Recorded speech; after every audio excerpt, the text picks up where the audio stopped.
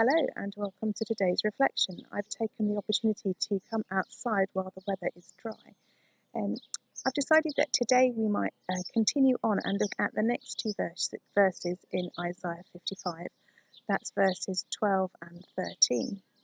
Yesterday we looked at the importance of rain and how through rain it nourishes seeds and plants, allowing them to grow and flourish in order for them to bear fruit. And the prophet compared that to how the word of God, when we hear it and allow it to sink into our hearts, changes us and allows us to grow and also bear fruit.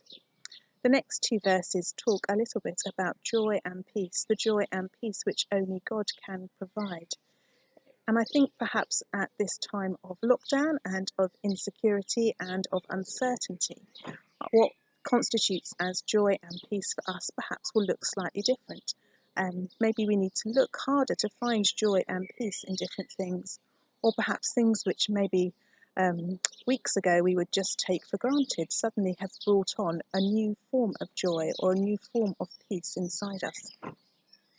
And even at times when perhaps we're not feeling very joyful or peaceful, maybe we can allow ourselves to rest in God, knowing that He is the source of all love and joy and peace, and pray that He will help that to grow and flourish inside us.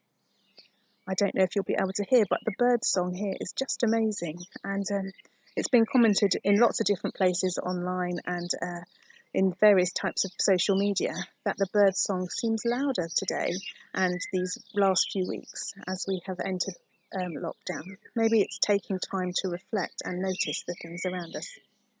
So Isaiah 55 verses 12 and 13, it says, "For you shall go out in joy and be led back in peace.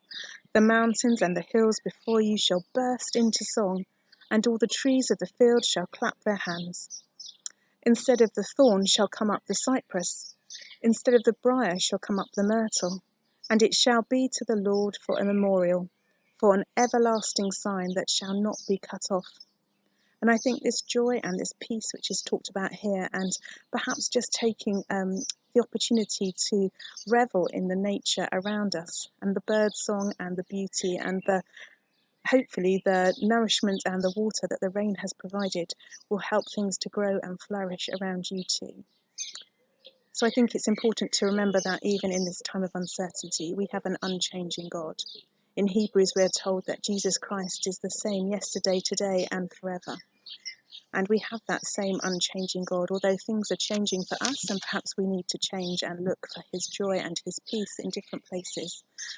The source of that joy and that peace does not change. So my prayer for us today is that we are able to just take a step back and just enjoy something that of the beauty that God has created and surrounded us, and ask Him to fill our hearts and our lives with His joy and His peace. Amen.